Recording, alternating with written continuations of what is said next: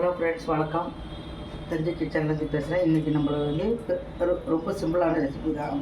இன்றைக்கி வந்து பழைய சாதத்தை நம்ம வந்து சாப்பாடு எப்பயுமே வேஸ்ட் ஆக்கக்கூடாது. அதுக்காக பழைய சாதம் நான் இப்போ எடுத்துருக்கேன். நான் நைட்டே வந்து சாப்பாடு மீதி அணைச்சி வச்சுட்டு தண்ணி ஊற்றி வச்சுருக்கேன். இதில் நம்ம வந்து நல்ல கெட்டியான தயிர், வீட்டில் செஞ்ச தயிர் தான். அது பால் வாங்கி வர ஊற்றின தயிர். இதை நம்ம ஊற்றிக்கணும்.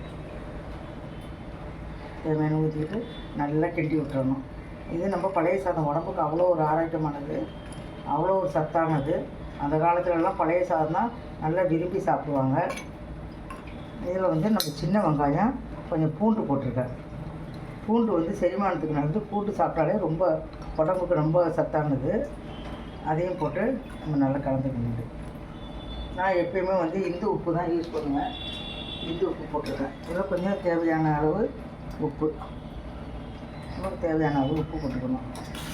இந்து உப்பு ரொம்ப சத்தானது. போட்டு நல்லா கலந்து விட்டுருங்க, நல்லா கரைச்சி விட்டுருங்க. மிகவும் ஆரோக்கியமானது. இதில் வந்து பச்சை மிளகாவை இஞ்சி நல்லா கீறின மாதிரி செஞ்சுக்கணும்.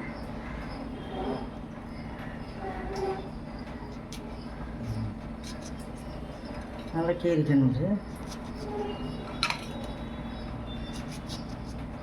கீறிக்கிட்டு கொஞ்சம்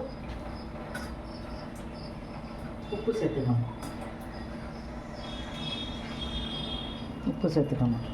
கொஞ்சம் லைட்டாக இந்த உப்பு சேர்த்துக்கிட்டு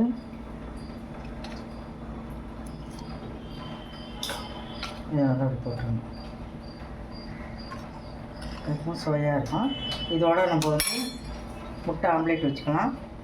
கருவாடு வறுத்து வச்சா இன்னும் ரொம்ப சுவையாக இருக்கும்.